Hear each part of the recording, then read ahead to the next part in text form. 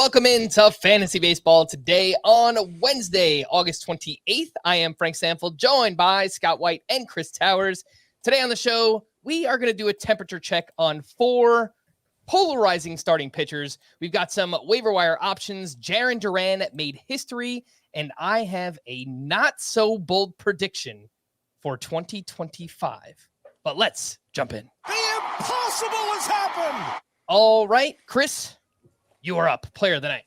I don't like using the impossible has happened drop because that implies that what I'm going to talk about was some kind of crazy outlier performance. And in fact, it was pretty typical for Logan Gilbert, who went, 6 innings, 4 hits, 0 earned runs, 0 walks, 10 strikeouts, and of course, did not get a win. And that's the part I want to focus on because Logan Gilbert is really having the breakout season that everyone hoped he could have. He's down to a 3.10 ERA for the year, a .90 whip, 171 strikeouts, just 18 short of last year's career high. And he has 7 wins. Now, for prognostication's sake, we don't care so much about wins and we barely ever talk about them. That might be the first time that any of us has referenced pitcher wins in the 160 episodes of this podcast we've done this season, but they really matter for fantasy, unfortunately. And look, it's only holding Logan Gilbert back so much. He's the number 7 pitcher in roto leagues entering tonight's start, but yeah, Logan Gilbert has arguably been, absent team context, a top 3, top 5 starting pitcher in fantasy this season. He has a 2.23 ERA in no decisions this season.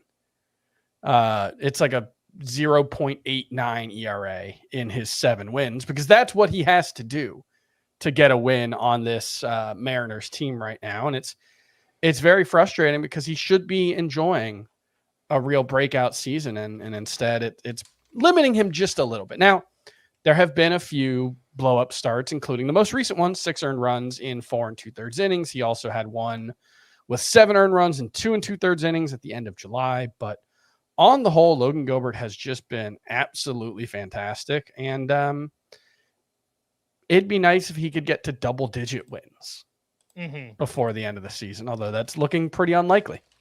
Yeah, and some of those blow-up starts for Logan Gilbert, when you pound the zone as much as he does, and we've seen this from George Kirby too. I mean, starts like that, every Mariners pitcher, really. Yeah, starts like that just could be prone to happening to those guys, I think, a little bit more. Yeah, it's a reflection of the Mariners and their lack of run support. I heard a stat on the broadcast yesterday that when the Mariners score 4 runs in a game, they have one of the best records in all of baseball. That makes sense. 4 runs is not a lot of runs.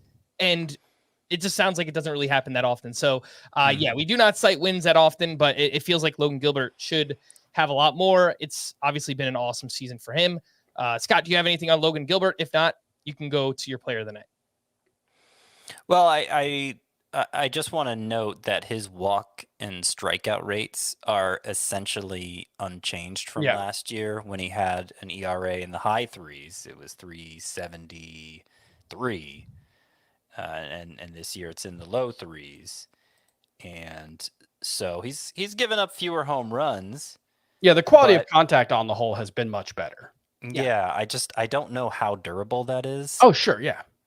So I'm just thinking, because obviously nobody's doing anything different from what they've already been doing with Logan Gilbert this year. So I'm just thinking in terms of next year, how high should he rank? I generally don't think of pitchers with less than a strikeout per inning, like Gilbert has, as surefire aces in fantasy. I know Corbin Burns kind of falls into that category now too. But it's fair to wonder if he is that guy anymore. They'll both be top 10 for me because I think there just aren't enough reliable alternatives. But I don't think they're going to be top 5 for me. I don't think so either, yeah. Yeah, I think we're in agreement across the board. Scott, your player of the night. I'm going to go with Sean Manaea, who did it again. Sean Manaea against the Diamondbacks of all teams in Arizona. He struck out 11 in 6 2/3 innings, did allow 3 earned runs, but no walks, 11 strikeouts. In my mind, it was a very good start for Sean Manaea, and this makes 5 of 6 very good starts for Sean Manaea. And when I say very good, I mean that this 6 2/3 inning start was the shortest of those very good starts. The rest were all 7 innings. And 4 of the 5 of the 6 good starts had at least 9 strikeouts. This one obviously double digits with 11. So somehow Sean Manaea has become a workhorse and a overpowering bat misser. And there is something I can point to in the arsenal that coincides with this, is basically ditched his cutter, which just wasn't a very good pitch. I don't know that the rest of his arsenal is strong enough to continue with this. And, I think of Sean Manaea as being really pedestrian for fantasy, and yet his roster rate is really high. It's above the 80% threshold that I usually consider in terms of conversations about adding players. So we can't even really talk about Sean Manaea in that context. And I'm not going to sit here and say I don't think he's pedestrian anymore, but he certainly doesn't look pedestrian at the moment. And at a time of year when we've all had trouble filling out the pitcher portions of our lineups, I think Sean Manaea right now is pretty much a lock. He did it against the Diamondbacks. He is one of 9 pitchers with at least 4 double-digit strikeout outings this season. And it's actually a fascinating group of players. Chris Sale and Tyler Glass now have 6 each, as does Garrett Crochet. It's been a while, but that did happen. Nick Pivetta, Blake Snell, Michael King, Kevin Gausman, Dylan Cease, and now Sean Manaea. It's like, those are all good pitchers, and I think for the most part, they've been guys that we've wanted to start all season. I think Kevin Gausman, funny enough, is probably the worst of that group. Maybe Nick Pivetta as well. But it's interesting that those high strikeout games have come from such a, let's say, hit or miss group, both in terms of the names on the list and just like Dylan Cease has had his ups and downs. Michael King obviously had some really low points. I just found that to be an interesting group of players. I don't know analytically if it tells us much. Isn't that kind of a microcosm of the pitching environment this season, Chris, where it's been so inconsistent, where early on pitching was great, and then once we get into the summer months, it's been a lot more inconsistent, and we've gotten more blow-up starts. And, throughout all of that, as you mentioned, Scott, Sean Manaea has been pretty good, and he was one of the 4 pitchers I had for this temperature check segment a little bit later on. And you highlighted that he's changed up the pitch mix. He's kind of shortened it down. He's only focusing on 4 pitches now. It's a 4-seam, a sinker, a sweeper, and a changeup. The sweeper is really good. He has a 29% whiff rate on his 4-seam fastball. That's a really, really good number for a fastball. So, wait a second. It's all coming back to me now. Like that Celine Dion song. Wasn't there talk of Manaea drive line this offseason? Wasn't that a talking point at one point this spring? Was it this offseason or last? It feels like 5 years ago. Yeah. But it may have been just 5 months ago. Yeah, and the last 14 starts, like this is a pretty big sample now. Manaea has a 2.93 ERA and a 0.99 whip over a strikeout per inning. So I know that we just kind of look at Sean Manaea as like whatever, a middling innings eater, but over a strikeout per inning during that stretch, really good ratios, good run support with the New York Mets. I kind of think it's time that maybe we give Sean Manaea a little bit more credit. And it was last offseason, 2022 to 2023, that he initially went to Driveline. He might have stopped by this offseason. I don't know. But that's funny because he was pretty bad last season in all the typical Sean Manaea ways where, there were flashes, but all overall, he was pretty useless. This year, he's made the biggest change that he's made is swapping out his 4-seamer for his sinker, which used to be his go-to pitch early on. And that's usually not a switch that we want pitchers to make, but the sinker on the whole has been pretty good. And maybe there's something there where it plays off the sweeper a little better. I don't know. Well, I'm just looking at this Frank's saying the four seamers become a genuine swing and miss pitch for Manaea with a near 30% whiff rate, which is new. That's a new development, and the batting average against on it is like 180. So maybe the sinker has offered a different enough look that it's helped to elevate the fastball. And maybe he's locating it differently. He's got it four seamer up in the zone, two sinker down in the zone. I don't know. Somebody, I'll have to see what Nick Pollock has said about him, or somebody who really focuses on pitching more than we do, and see if there's anything more durable there that might suggest Sean Manaea is rising to a level beyond pedestrian. I remain skeptical long term, but like I said, he's delivering right now. All right, my player of the night is going to be Jeffrey Springs, who bounced back with a great start at the Mariners. 5 shutout innings, 1 hit, 2 walks, 9 strikeouts, 16 whiffs on 79 pitches, and that changeup was amazing. Once again, 10 of his 16 whiffs came on that changeup. And through 6 starts, he has a 3.67 ERA. The whip is a little bit high. I did want to mention, as great as the changeup has been in terms of whiffs, it had a 4.25 batting average against and a 5.75 slug entering the start. That was despite a 2.97 expected WOBA. So I think much better days are coming, at least in terms of quality of contact on his changeup, or at least that's what StatCast says Jeffrey Springs has deserved so far. He is 71% rostered. I feel like we've talked about Springs a lot recently, but he's still out there in some shallower leagues. Chris, how would you rank Arrighetti, Bowden Francis, and Springs? Because those feel like the best pitchers that are under 75% rostered.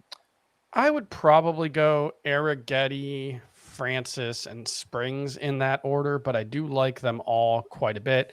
I think the thing with Springs is just he hasn't gone more than 5 innings in any start yet, right? And this one was 5 relatively efficient innings. He pitched 79 pitches and still gets pulled after 5 with 2 walks, 1 hit allowed. So I don't know. Like, look, it's not like Arrighetti or Bowden Francis are likely to rack up a ton of 6 or 7 inning starts, but Springs doesn't.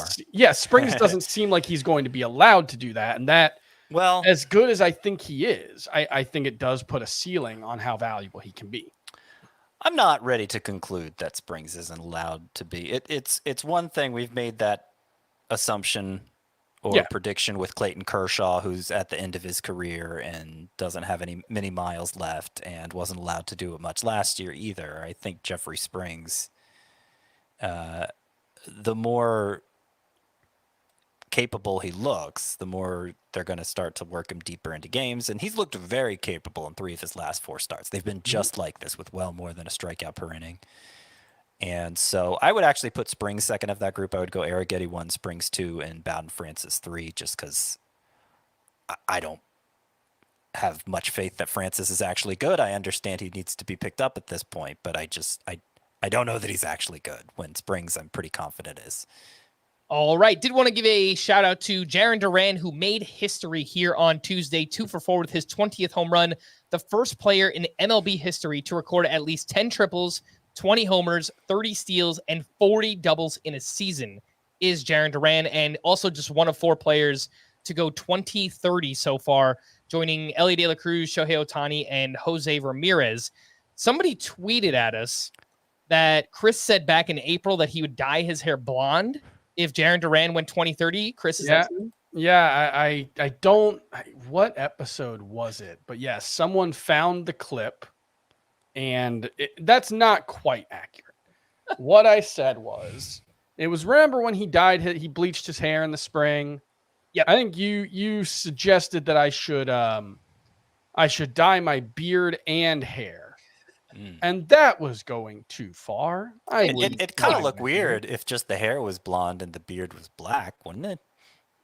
I think it would look a lot weirder if I dyed my beard. Don't like that at all. But yeah, March 22nd episode, if you want to confirm, right at the end, apparently, or right in the middle, I don't know, whatever. I said if he gets 20 homers, 40 steals, and 100 runs, which seemed like an outrageous thing to suggest Jarren Duran might do. I said I would bleach my hair, and I am nothing if not a man of my word. So I guess I'm doubling down, and I will bleach my hair and then shave my head if Jarren Duran gets 8 more steals and 8 more runs. Will you at least take a picture? Yeah, there will be proof. You have to at least do one podcast with the blonde hair. Come on. I mean, so someone in the chat said Towers about to pull an Azer, and I distinctly remember on one of the draftathons, maybe 4 or 5 years ago, Azer said he would shave his head or his eyebrow or something if Nando raised a certain amount of money. Nando did it, and Adam chickened out. I won't chicken out. I will just look dumb for an amount of time, I guess. As somebody who said that they would eat their own hat if Fernando Tatis returned after a minimum stay on the IL, and I did not do that, I would give you, so much respect if you actually dyed your hair blonde. So we all have something to root for now. Jarren Duran, 7 more runs scored, 8 more steals. Let's get this done. You mentioned Adam Azer and the Draftathon. You can support our buddies at Fantasy Football Today. Their annual Draftathon is actually later today when you are listening, Wednesday, August 28th, starting at 4 p.m. Eastern Time. They'll be live all evening, getting you ready for your fantasy football drafts while raising money for St. Jude Children's Hospital. They're currently auctioning off some cool experiences at tinyurl.com/draftathon 2024. You can scan the QR code if you're watching on YouTube. All the money from the auction items will be donated to St. Jude. It's a great cause, lots of fun. Make sure to go support those guys. Let's take our first break, and when we return, I do want to mention an oh my goodness gracious game. That Marlins Rockies game was wild. We'll talk about that right after this. Saturday is big time on CBS. Number 2 Ohio State welcomes Akron into the Horseshoe. Then more college football in prime time with UCLA taking on Hawaii. Saturday on CBS and streaming on Paramount Plus. Welcome back in. Let's quickly just run through this Marlins at Rockies game before we hit the news and notes. The Marlins wound up winning 9-8 in this one. They scored 5 runs in the 9th inning to come back and win. And I saw this nugget on the Rockies broadcast. This was the Rockies' 4th loss this season when leading by 4 or more runs in the 9th inning or later. That is the most by any team in a season in the modern era. So, yes, they are making history, the Rockies. And who blew the game? Scott, one day after you give Tyler Kinley a little bit of credit, what happens? He's charged with 4 runs on a walk and 3 hits, and ultimately helped lead to the demise in this one. For the Marlins, Jesus Sanchez had a big game. He's only 17% rostered. He's actually been pretty good since the start of July, 258 batting average with 10 home runs and 3 steals. And Griffin Conine, son of Jeff Conine, in his first career start, 2 for 3 with a walk, a double, 2 runs scored. He's 27 years old. He was having a solid season in the minors. He's 1% roster, right? I think he's probably an NL only name, but Jesus Sanchez, does he need to be more than 17% rostered? I was surprised. He has like 9 steals, right? Yeah, he's run a little bit. I was surprised by that when I went to the Marlins Mets game last week, and I was surprised to see that on the scoreboard. I hadn't realized. Jesus Sanchez has been right around like 15% rostered for like 2 months. And I think you could maybe make an argument that he's a little under rostered, based on how he's hit the last couple of months. It's been, very good underlying stats as well. He just doesn't play against lefties. There's a lot of I think there are better versions of Jesus Sanchez out there. Like I think Kerry Carpenter, Jock Peterson. Yeah. Like that. There are just other guys who do that with, I think, a little better skill set, but he's not a terrible guy to have around. Is Mr. Marlin a hereditary title? Like, can Griffin be Mr. Marlin like Jeff Conine was, or is it like is there like a Mr. Marlin's moot where they elect a new Mr. Marlin? Well, I think you have to become a face of the Marlins to be Mr. Marlin, and I'm not confident in Griffin Conine doing that. Well, right? I also don't think it's a very high bar. So if he sticks around for a couple of years, he might be able to become Mr. Marlin. I think there are like 4 players on the roster who played in last year's playoff series. Oh gosh. Yeah, that is so crazy to think about. On the other side, for the Rockies, Ezequiel Tovar missed Monday's game while dealing with a sports hernia. didn't really seem to matter on Tuesday. 3 for 4 with a double dong, 4 RBI. And Tovar has had a really solid season, 274 batting average, 21 homers, 4 steals, and a 768 OPS. Let's get into the news and notes. Finally, some good news for Kyle Tucker, who began sprinting and is close to running the bases. And apparently once he does that, he should be ready for a rehab assignment. So we haven't heard any dates involved here, but, you know, if that happens soon, I don't know, middle of September, we get him back for the final couple weeks of the season. I think that's probably best case scenario right now for Kyle Tucker. Fernando Tatis will face live pitching soon. He's been out since late June with a stress reaction in his right thigh. And this is another injury that's just lingered for a really long time. And I haven't heard anything about a rehab assignment, but maybe a similar kind of case, like middle of September, best case scenario. Yeah, I mean, that's kind of what we're looking for most players on the IL at this point, because the middle of September is 2 weeks away. And so unless they're out on a rehab assignment already, and even then if they're a pitcher, still they might need that long to rehab. So, you know, I mean, the minor league season also ends in like 10 days, right? I think some of them end sooner, I think. Yeah, like that. There might not be rehab assignments to go on. But I know Tatis is going to the team's spring complex. So he might be just kind of doing a mini rehab assignment there, I believe. And I would imagine they probably want him to get a couple of weeks back with the big league team, see some, you know, real pitching, and so he's ready to go for the playoffs. And but we'll see what happens there with Fernando Tatis. Rafael Devers was out of the lineup Tuesday due to soreness in both of his shoulders, and apparently this is something he's been battling the entire summer. Robbie Ray was placed in the IL with a left hamstring strain. He's eligible to return on September 10th. Is Robbie Ray worth holding on to? Yeah, I mean, if you have the roster spot, why not? I think the upside's been clear there. So sure. It looks like the AAA season goes through the 3rd week of September. Okay. So it's I thought I remembered it was ending later now, but yeah, it's going to be around it's going to end 1 week shy of the major league season ending. Nick Lodolo was also placed in the IL with a left middle finger sprain. And same question, is Nick Lodolo worth holding on to? Probably not. David Bell mentioned it. There's a good chance it's going to be a season-ending injury, just given the timeline. Lodolo expressed hope that it wouldn't be, but it's going to be real tight, and it's not like he was reliable before then. We were talking about dropping Lodolo. I will point out, though, that in the article on the team's official website talking about this IL stint for Lodolo, the writer pointed out that this sprained middle finger on his left hand was impacting the grip on his curveball, and that those grip issues with the curveball actually began with Lodolo's previous injury, a blister on his left index finger. And so that kind of explains it all, right? Because he just had his since very early in the season, Lodolo's curveball hasn't looked right. And he was able to navigate well enough at first, but that pitch is just too critical to his success, and he eventually fell apart. So that's something to think about when you're making out your rankings next year, when you're identifying sleeper targets for next year. I think I'm still going to be pretty high on Lodolo. Christian Yelich is expected to need 3 months of recovery time following a microdiscectomy. That's a fun one to say, which is a spine surgery which removes part of or all of a bulging or herniated disc. Oof, that sounds like a tough one. Not great.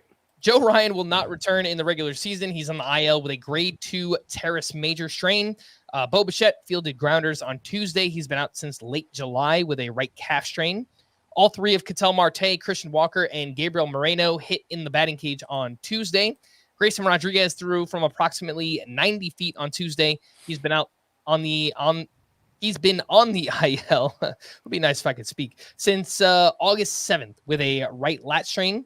Brenton Doyle has missed 2 straight with leg soreness. Yu Darvish threw a simulated game on Sunday, which included 3 up and downs. Mike Schilt said the next step will either be another simulated game or perhaps a rehab start.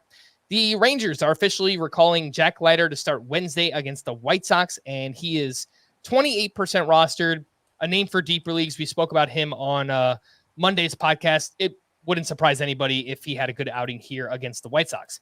Yeah, I'm kind of excited. The stuff has looked really good. He averaged 99 with his fastball the past couple of starts. It's been really up or down throughout his career, but I don't hate the idea. We usually do to stream or not to stream later in the show, right at the end. I don't hate the idea of streaming Jack Leiter against the White Sox. If nothing else, it'll get you lots of strikeouts. I think that'll happen there. Anything else? It's a YOLO move for sure. Yeah. You literally only live once. Yeah. Matt McClain you only die once too, for what it's worth. Whenever people say that, Scott, that's the same reaction I have. Like, yeah, YOLO. But also, I know, like YOLO.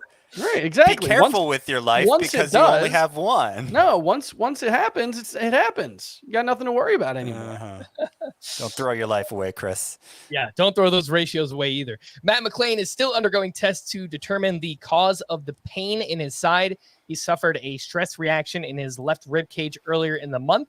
Michael Lorenzen was removed from his start after a hamstring injury. Cedric Mullins was back in the lineup after missing 2 games with quad tightness. Jordan Hicks was placed in the IL with right shoulder inflammation. And here is a news item for next year.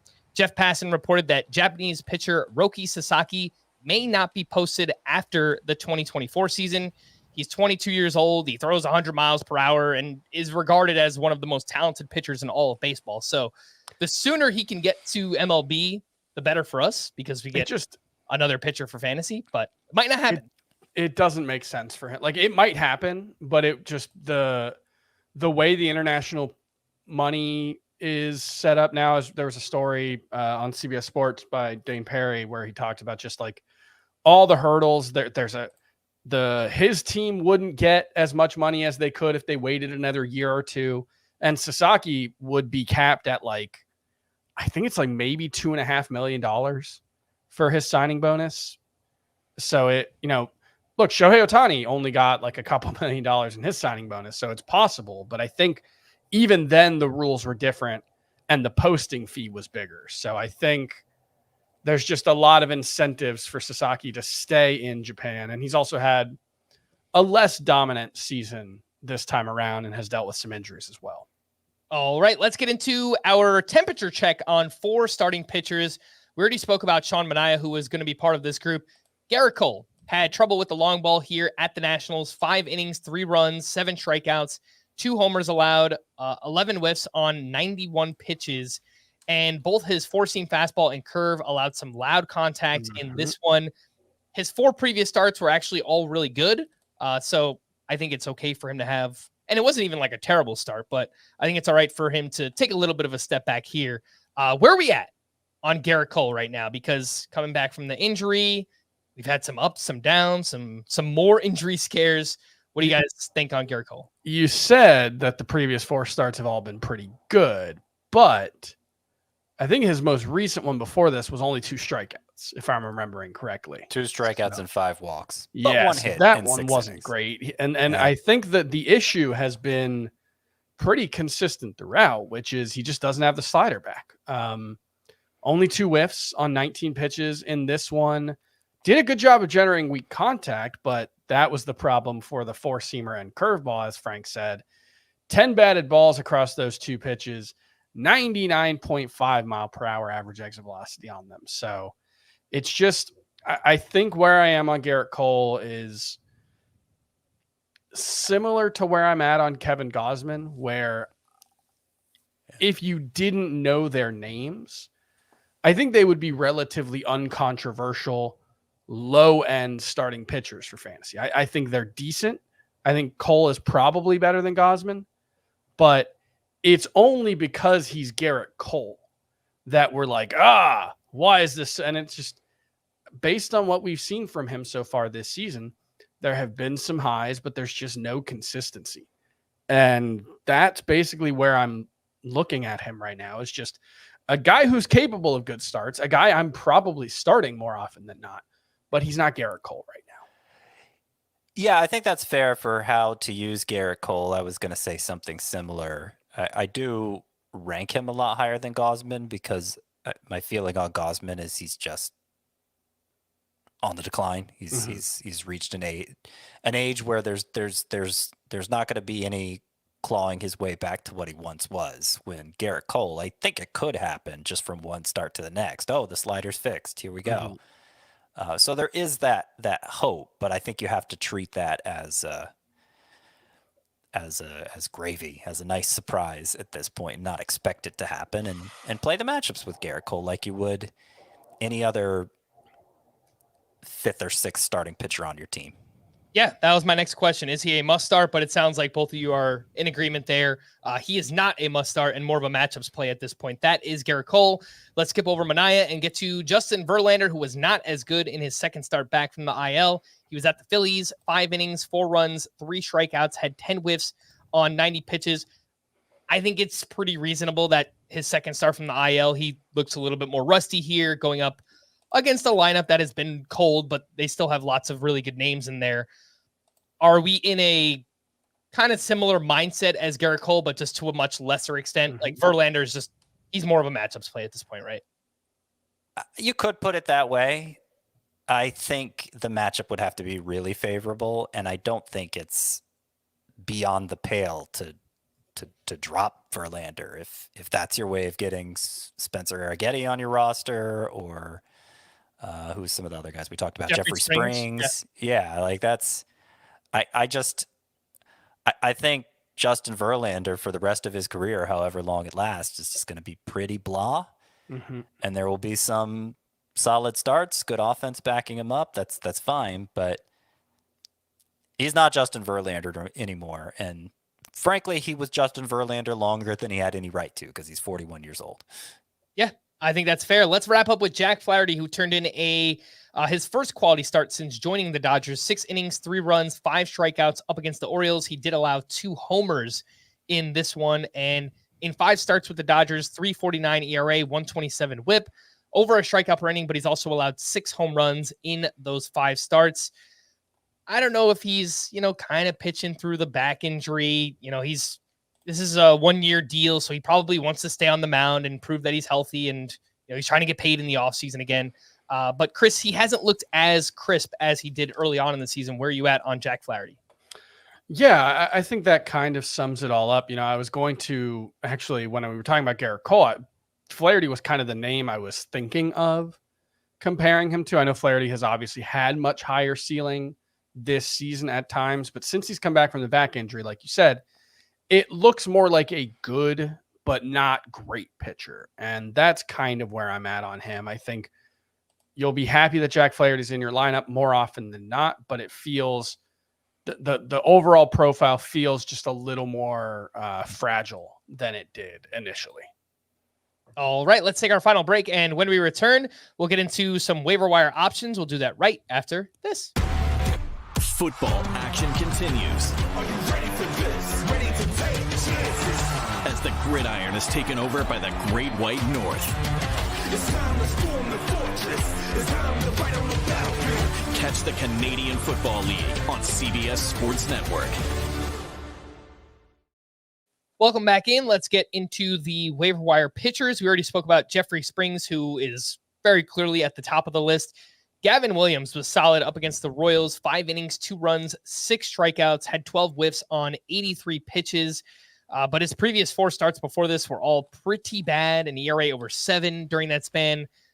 64% roster. Looks like he might line up for 2 starts next week, but I don't really see any way you could trust someone like Gavin Williams right now. No, at KC, at LA, Dodgers. That is 2 tough matchups, 2 tough places to pitch. And I just don't think Gavin Williams is very good at this point. So we're calling Kansas City a tough place to pitch now. Because just like 3 weeks ago, we were saying that's what was killing Vinny Pasquantino, because he has to play half his games. There's been a lot of discussion about this very topic. Eric Hosmer chimed in on Twitter recently, making fun of someone who said the quote was like, Kauffman Stadium is a hitter's paradise, which that was way overstating it. But yeah, hyperbole. The thing about Kauffman Stadium is it's a really bad place for home runs and a really good place for offense overall. At least that's what it's been over the past 3 seasons, the rolling 3-year averages. It's like the third best park factor in baseball for runs. Yeah. And like bottom 10 for home runs. So it seems to lower strikeouts. It seems to, the big outfield helps singles, doubles, and triples. It just hurts home runs. So both things can be true, Scott. Both can be true. Okay. Plus, Bobby Witt Jr. is cheating at home. Yeah, well, that's where the discussion has come, is that, Bobby Witt's a fake MVP candidate because, it's dumb. Oh, man. I haven't even heard that controversy. Yeah. You guys are both too online. Scott, just stay off the internet, man. I don't know what is happening with baseball fans this year, but between this and the Aaron Judge only homers on like pitches in the middle of the strike zone discourse, everybody has been so stupid. Even saying that out loud just sounds so. Well, it's like when people say like, "Oh, all Shaq used to do was dunk." Well, can you stop him? Like, even if it were true that Aaron Judge only homers on middle pitches, you're gonna miss your spots, and he's gonna crush it. Sorry. It's Mitch Spence. Let's talk about Mitch Spence. Some names, some waiver wire pitchers in deeper leagues. Mitch Spence at the Reds, 5 1/3 innings, 1 run, 3 strikeouts. He's got a 4.54 ERA, 134 WHIP. He does get lots of ground balls. Jacob Junis pitched well in his first Reds start. He was up against Oakland, 4 perfect innings with 3 strikeouts, 8 whiffs on 43 pitches. That is a near 19% swinging strike rate for Jacob Junis. And Patrick Corbin had a great start up against the Yankees. He still has a 5.50 ERA on the year. He did mix in more cutters in this one, and the velocity on that pitch was up almost 3 miles per hour. So he did something different. There's that. Do any of these names matter in deeper leagues? It depends how deep. Are we talking NL and AL only? Like if it. You can specify if you think they matter in those leagues. Then I'm not even sure Patrick Corbin matters in NL only. I agree, but maybe Spence in AL and maybe Junis in NL, and if they matter in your league, I think it's going to be obvious to you that they matter in your league. I do like that Spence gets a lot of ground balls and can work deep into games from time to time. Junis has, in the past, he's had stretches kind of like Albert Suarez, where you don't totally trust it to continue, and yet he finds a way to do it. And his ERA and WHIP out of the bullpen, mostly as a multi-inning guy, are good this year. Low 3s ERA, low 1 WHIP. He's been good as a bullpen arm, the last couple of seasons. But ultimately, I don't think Jacob Junis is going to save your season. Yeah, all he does is spam the slider. It is a really good slider. So again, in those really deep leagues, NL only, maybe Junis works his way into deeper mixed league conversation. Some waiver wire hitters, and one name in shallower leagues who we spoke about yesterday, Scott. I didn't realize he was actually available in some leagues. Dansby Swanson, he's 74% rostered. He's homered in back-to-back games and is actually having a pretty big August. 276 batting average, 3 homers, big counting stats, 7 steals, and 830 OPS. The only way he needs to be more rostered is if you think he needs to be rostered in points leagues. And I don't know if that's the case. I don't know that it's the case either. It depends. Like shortstop is the deepest infield position. Yep. And so I imagine he wouldn't represent an upgrade for most people in head-to-head points leagues. But I don't think, when we talked about this yesterday, I don't think the fundamentals for Swanson have changed. And I think he could bounce back with a typical Swanson season next year, or it could carry over into September, and the final 2 months of this year will look like a typical Swanson season. So if he is out there in a deeper league, and I picked him up in a roto league, I've picked him up in a 16-team head-to-head league, I've seen him dropped in some deeper leagues, then I think you should act on that. One thing I do want to point out is just the Cubs in general have been running a lot more in August. Now, part of that is they had 8 steals yesterday. or 2 Yeah. days ago, whatever it was. Pete Crow Armstrong is just going mad right now. But they have 30 steals with 3 days left in the month. That's their second most for any month this season in only 23 games. So that, remember, that was a big problem for Nico Horner early on. They only had 9 steals as a team in April. Swanson by himself has 7 in August. So that's been one big change for them. And Nico Horner, you mentioned the name. We haven't talked about him much. He's up to 25 steals on the season. So, he doesn't really provide much else. Like, it's a pretty good batting average, and, it's really just speed. But, if you're depending on him for that, Yeah, Nico Horner has kind of come through. So he has 8 steals in August, had 8 steals in June. So maybe it's just Pete Crow Armstrong, Nico Horner, and Dansby Swanson That- running, because I think they might have like 23 or 24 steals between them in August. But yeah, it is interesting. Like, Nico Horner, 255 batting average. That's rough. Counting stats, pretty rough. But yeah, steals are going to end up close-ish to where you hope they would be.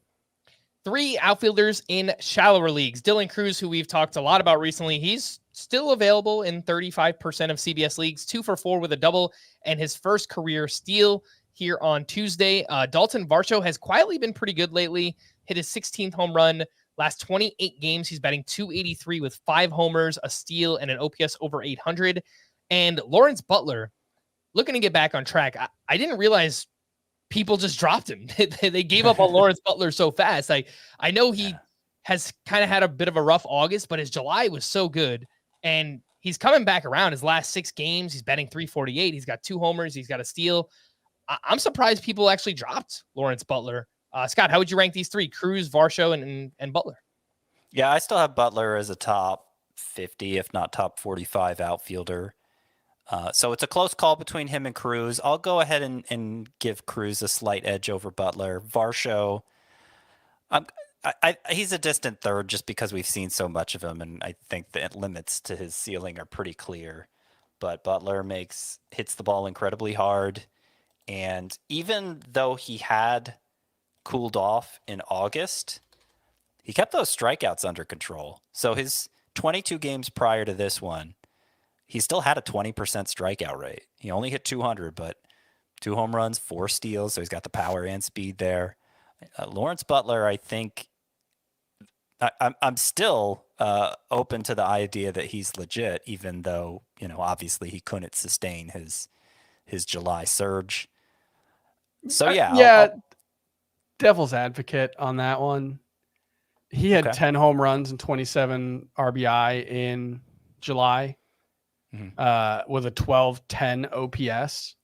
He has 5 home runs and 17 RBI in the other 4 months so far this season. And his OPS in July is basically double his high for every other month of the season.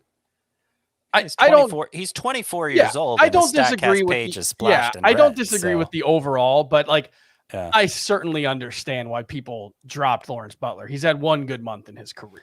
But I'm saying they shouldn't. I would much rather have him than Dalton Varsho. I want to say this about Dylan Cruz because his first hit was just a double throttled off Garrett Cole. Very nice to see. He gets to second base. And he does this arms over the head hip swivel thing. I love that. That's like the thing everyone does. Is that a Fortnite thing? I don't know. Isn't that a Dodgers thing? Well, yeah. They call it the Freddie with the Dodgers, and Freddie Freeman looks just amazingly awkward doing it. So, but Dylan Cruz, it was very smooth the way he did the hip swivel. I just like his second game in the majors, his first time getting on with a hit, and he has the self-assurance to do that in front of 30,000 people. I just find that remarkable because it's one thing when you're like doing you're competing as an athlete and so you're not so conscious of all the eyes on you probably, I would assume. But when you're out there standing alone at second base and just swiveling your hips, like I don't know, man, that makes me uncomfortable. Well, you know what? Dylan Cruz, you keep hitting like that. You can swivel those hips as much as you want, man. Obviously, looking forward to what he could do over the final month of the season. 4 names in deeper leagues. Jose Tena, who is someone we've talked about. He actually hit a home run off of Garrett Cole. And in 13 games with the Nationals, he's batting .340, 2 homers, 1 steal, and .856 OPS. Really good minor league numbers as well. It seems like about time the Blue Jays should just play Will Wagner every day. I don't know that they're going to do that, but 3 for 4 with 2 doubles and his first career home run in this one. Ramon Laureano has quietly been hitting very well for the Braves last 19 games. .348 batting average, 5 homers, 1 steal, and an OPS approaching 1,000. And Grant McCray, who I hadn't really looked into, he has been hitting for the Giants. He started 11 straight, and so far he's batting .308, 3 homers, 2 steals, a .972 OPS. And some interesting numbers in the minors. He had 52 steals in the minors last year as well. Lots of interesting names here, and they're all under 10% rostered. Chris, anything you'd like to add, or anyone that really stands out to you? Tena, Will Wagner, Laureano, and Grant McCray. We've talked about Tena a few times, and I think he's a legitimately interesting talent. Really good AAA numbers, especially. I think it's 23 homers, 15 steals in 120 games, with like an .870 OPS. Underlying numbers are all pretty solid so far this season. So I think 4% rostered for a guy who's multi-position eligible, that's way too low. Everyone else, I can't say I have too much interest in. And the problem with like Will Wagner needs to play every day is like Davis Schneider, Ernie Clement, Addison Barger, Spencer. The Blue Jays have like 6 versions of the same exact guy in my mind. Like, I'm not sure that they're all the exact same guy. I can't say that I've ever seen them all in the same place at the same time, however. And I don't know if he stands out enough from the other similar guys that they're not just going to keep mixing and matching. I think he might. I think Spencer Horwitz and Will Wagner, of those players, are the 2 that should play the most. And Horwitz is playing like every day between second and first. Mm-hmm. And Guerrero, they've had Vladimir Guerrero moving between first and third. And so that allows Wagner to play second base more consistently if they want him to. And I think if he keeps hitting like this, he'll earn that. Notably, even though he's a left-handed hitter, the times he's sat, it hasn't had much of anything to do with the handedness of the opposing pitcher. So they seem comfortable using Will Wagner against lefties. They're just mixing in some of those other options. I would say all 4 of these guys should be rostered in more than 10% of leagues. I think Ramon Laureano, we know he's been a fantasy relevant player in the past, and the Braves seem to have settled on their A outfield when everybody's healthy, which hasn't been very often. Michael Harris, flanked by Jorge Soler and Ramon Laureano. He seems to be at the top of the pecking order, or third in the pecking order, I guess. And so he's been really good since joining the Braves, and he hits the ball hard. Strikes out too much, but that's what you'd expect from this profile. Grant McCray, big power speed guy throughout his minor league career, has struck out like 40% of the time so far in the majors, and he can't sustain this if he continues to do that, but he was striking out like 25% of the time at AAA. So I think there is hope that he can cut down on those.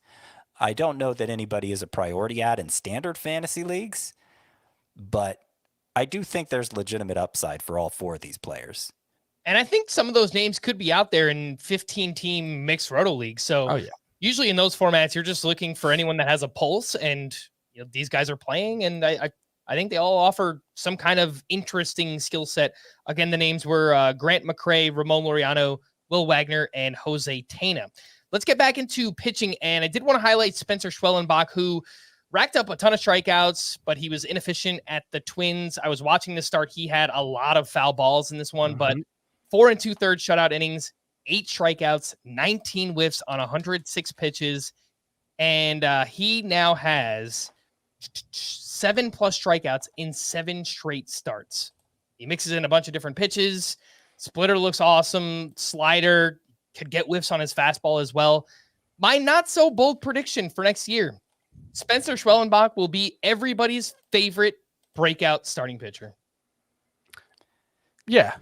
I think this is one where like I'm not even sure there's going to be any chance at value in drafts next year for Schwellenbach if he keeps this up through the end of the season, which I think they're in 67 more innings than he did last season. So it's a legitimate question how he is going to close out the season. But he's been so impressive. Like, well, first 3-walk start in his major league career, like this is what counts for wildness. And I think it was like, you mentioned the foul balls. I think it was like 27 for him. He just didn't quite, for a 9 strikeout game, didn't quite put hitters away. Yeah. But we've talked about Schwellenbach a lot. 70% strike rate coming into this start, which is George Kirby-like. So pristine control in addition to the bat missing ability. And this start was an exception as far as that goes. But, it's compared to 14 starts. I think it's pretty well established Schwellenbach is an elite strike thrower. So you say you're not sure there's going to be any chance at value there. Well, it kind of depends how high you think the upside is, right? Because I don't think he's going to be drafted as a top 12 starter. And yet I think Spencer Schwellenbach probably does have the upside of a top 12 starter. I think he probably has the upside, but I think he's going to get pushed. I mean, look, we're trying to not just project like where we'll rank him, but where everybody will rank him, and then where people will draft him. So like, it's really, but like, it just feels like this kind of profile, people are going to get really, really excited about him in drafts next year, to the point where I have a hard time seeing myself being the one to draft him, but possibly. Yeah. Yeah. I think usually the like SP 20 to 30 range is where you see a lot of just the obvious breakout candidates get drafted. It's not always the case because Tarek Skubal had a pretty small sample size and he was like a 3rd or 4th round pick in drafts this year. Like, do you think the helium could get that high, like a top 50 pick for Schwellenbach? Where was I would love to see where like Yuri Perez was before the injury, because I think he was probably in like the 75 to 100 range. That sounds right. Yeah. You know what? Where him and Bobby Miller were being drafted, like before everything happened with those guys, I can see that's where Schwellenbach will be drafted, like 75 to 100 overall. Let me remind myself where Bobby Miller was being drafted among starting pitchers. 22nd, according to Fantasy Pros. Yeah. Which sounds, I'm thinking, I think I committed to, what did I commit to? Top 36, but it's probably going to end up closer to top 25.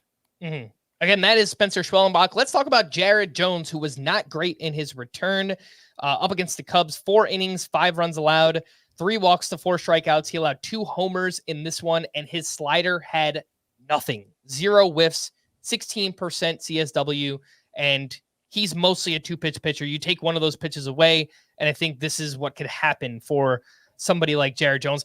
And I was thinking about him, too, for next year. He's an interesting case because he got off to such a great start, but he does give up a lot of fly balls, a lot of barrels, which obviously could lead to some trouble with home runs.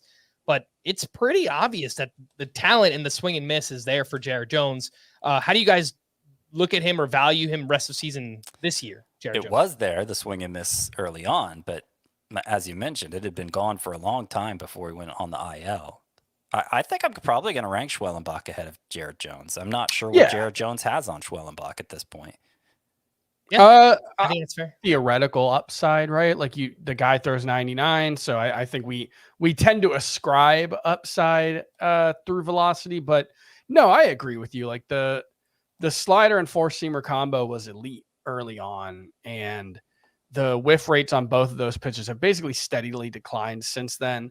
We don't look at it's obviously it's one start, and he really hadn't started in the past 2 months otherwise, so we'll see how he finishes the season, but I think Jared Jones feels more like in the 30-plus range at starting pitcher where, there's a lot of upside, but, it's basically been one great month and a lot of mess since.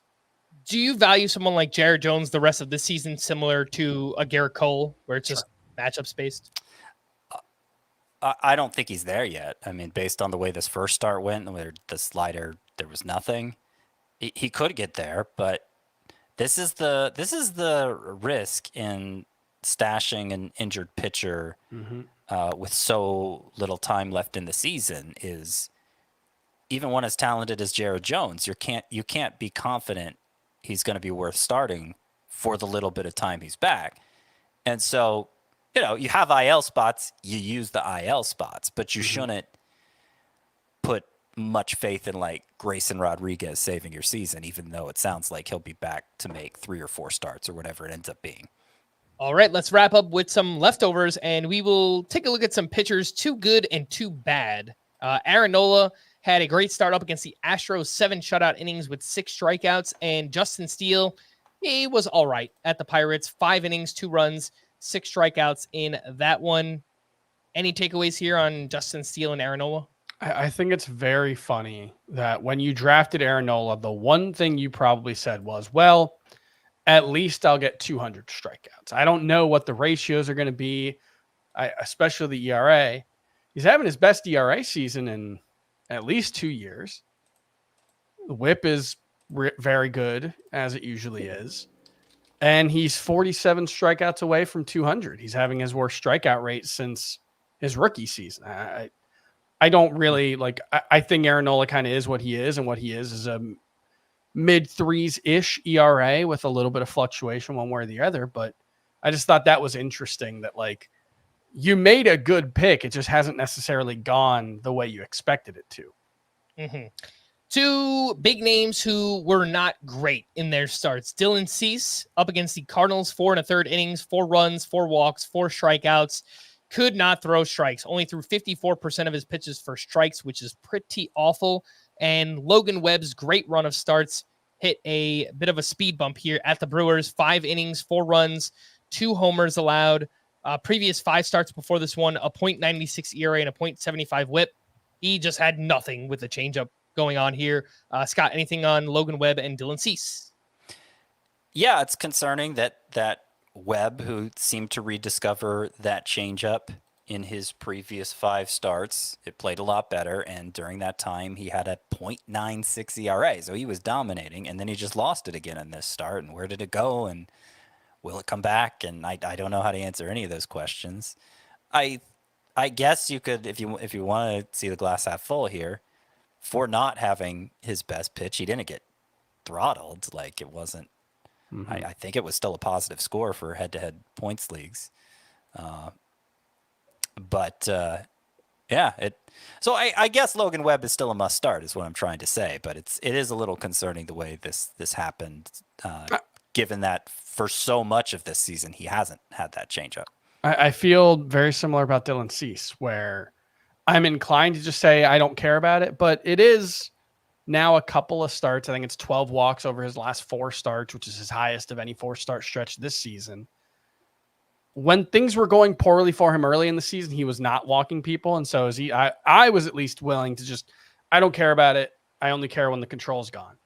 Now the control's starting to slip a little bit for Dylan Cease, and that's when things get hairiest for him. So I'm a little worried there, but not to the point where I'm benching him.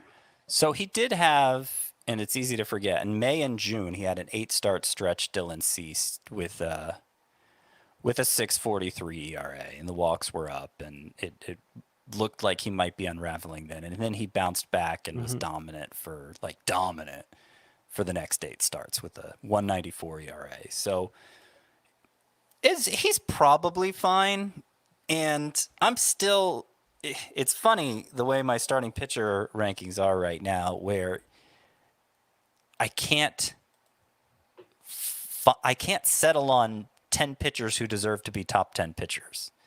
And so I feel like Cease is kind of in there by default. George Kirby's kind of in there by default, but I want somebody better to emerge because they feel a little less than top 10 pitchers given some of their inconsistencies. We've had so many injuries this year, Scott. It's kind of a battle of attrition, I think, at this point when ranking starting pitchers rest of season. Some hitting leftovers. Tristan Casas has hit well since returning. In 11 games, he's batting .357 with 2 home runs. Seiya Suzuki picking things back up. Last 7 games, batting .467 with 3 homers, 10 runs, and 1 steal. O'Neal Cruz has been running a lot more lately. in August. He's batting .383 with 9 stolen bases and a .989 OPS. Jackson Chourio continues his monster second half, 1 for 5 with a sock and a shoe. His 16th home run, his 19th steal, updated second half numbers, .331 batting average, 7 homers, 9 steals, and a .934 OPS. Anything here on Chourio, Cruz, Suzuki, and Tristan Casas? Well, Cruz has been running a lot more in August. 9 stolen bases. For half his season total have come in this month, and so that's encouraging. Because that should be a part of his game, and we're counting on it being part of his game. We're also counting on more power than he's given us so far. And so overall, it's been a pretty frustrating season for those who invested in Oneil Cruz, and I imagine he's going to go later in drafts next year than he's gone the past 2 years. But does seem to be doing a lot better to close out the season. Actually, if you look at his numbers since the start of July, so the last 2 months, Oneil Cruz has an OPS over 900, is batting over 300. So that's nice to see. What is the strikeout rate? I wonder if the leg has just gotten healthier over the course of this. That's something that they talked about early on, that it was going to be an issue for him as the season went on, and maybe he's just feeling a little healthy. I don't know how to square that with the we're moving him to center field bit of it, although he was never a good defender. They were planning, wasn't there a lot of talk about him playing center field when he first got called up? Yeah, no, I remember that was the plan, right? He was one of those prospects who most evaluators didn't think he would stick at shortstop. And so it was kind of surprising that he did for as long as he did. But you know what? We could use him more in the outfield in fantasy, so I'm not necessarily crying about that one. It is still a 30% strikeout rate for since the start of July, even though he's batted over 300. All right. Again, that was Oneil Cruz. Some bullpen updates for the Nationals. Kyle Finnegan recorded the final 4 outs, but did give up a run on 3 hits. He picked up his 33rd save. And lots of regression here for Finnegan in the second half. 7.30 ERA and a 1.95 whip. For the A's, Mason Miller got the 9th inning with a 3-run lead. He gave up 2 runs on 4 hits, but picked up his 22nd save. For the Padres, Robert Suarez was unavailable. Tanner Scott pitched a clean 9th inning for his 20th save. For the Braves, Raisel Iglesias entered with 2 outs in the 8th, a runner on second, a 1-run lead. He gave up a game-tying single to Trevor Larnach, but managed to pick up the win because on the other side, for the Twins, Jarren Duran got the 10th inning with the game tied. He gave up 4 runs on 4 hits. No, interestingly enough, Duran, it feels like his season has been a lot worse. 3.77 ERA is obviously not ideal, but entering this outing, his FIP and expected ERA were basically in line with where they were last year. So I wonder if he's been a little bit unlucky. Yeah, I mean, the xERA is actually slightly lower than it was last season, despite, like you said, the strikeout rate and walk rate both being lower. Quality of contact against is still incredible. And look, we're talking about, has he even thrown 50 innings? 43 innings, 44 innings. So weird things can happen. It certainly doesn't feel like Jarren Duran has been the same guy as last season. And I think the Twins have used him in a way that reflects that they, don't necessarily view him as like quite as dominant as he was. And on the pitch level, like the curveball and splitter have both been slightly less good at generating whiffs, although it's like a few percentage points one way or the other. So all in all, I still think like next year, as long as Jarren Duran looks like he's going to open the season as the Twins closer, I think I'm probably going to rank him as a top 12 relief pitcher. All right. I want to point out, because you mentioned Trevor Larnach got a big hit in this game. Keep an eye on what he's doing, because he's had a good August. The playing time isn't as consistent as we'd like it to be, but remember, this is a guy who's cut down on his strikeout rate significantly this year, and has always hit the ball consistently hard. The expected stats are well above the actual stats. And I think there's untapped potential here for Larnach that he may be showing at the end of the season. Larnach in August batting .318 with 3 homers, 1 steal, and an .896 OPS. Scott, which Twins outfielder do you like more, him or Matt Wallner?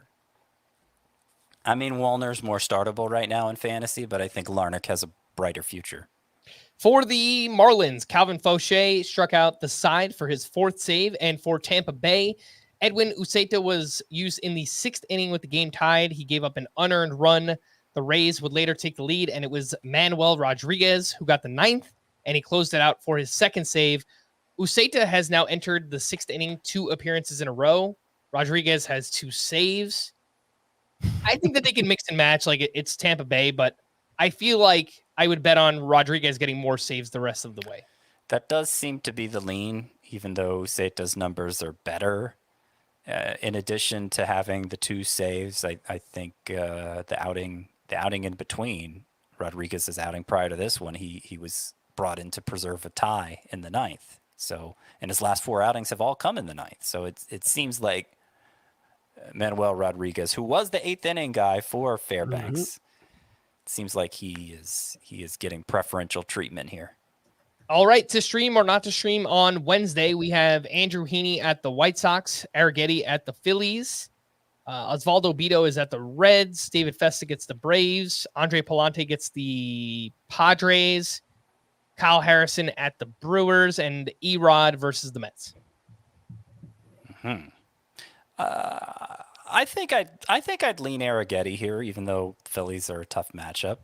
I think he's that much better than the other options. Of course, Heaney at the White Sox is definitely one to consider as well. No, it's lighter. Or is there a doubleheader? Today's game got suspended. That's right. Yeah, it didn't actually start. So, yeah, I think it's just going to be a doubleheader. That's right. We didn't mention Garrett Crochet didn't even make it 4 innings this time. He threw 4 pitches before the rain cut it off. I know. Those outings keep getting shorter and shorter. I would throw Jack Leiter out there ahead of anyone except Spencer Arrighetti. All right. And on Thursday, we have Bowden Francis at the Red Sox. Tough matchup. Ryan Nelson gets the Mets. Also kind of a tough matchup. Aaron Savali and Hayden Birdsong are facing each other. What do you guys think? I think Ryan Nelson has the best chance of giving you a quality start, and Aaron Savali has the second best chance of giving you a quality start. And so if that's what you're looking for, those would be my top choices. I don't know that they're going to be exciting quality starts, and the downside may not be worth the upside, particularly in Savali's case. But Birdsong just doesn't even seem to be a 5-inning pitcher anymore, so I don't think he's really worth considering. And, there's Bowden Francis here. Did you mention him? He's at Boston. It's at Boston. That's the thing, is the guys who I like talent-wise, I don't like the matchups at all. But I think Ryan Nelson's the best of this group. I'm going to go Bowden Francis number 1. Because it's not like Ryan Nelson's matchup against the Mets is an easy one. I think that's fair. We are going to wrap there for Scott and Chris. I am Frank. Thanks as always for tuning in to Fantasy Baseball today. Please make sure to follow and leave a 5-star rating on Apple or Spotify. And we will be back again tomorrow. Bye-bye.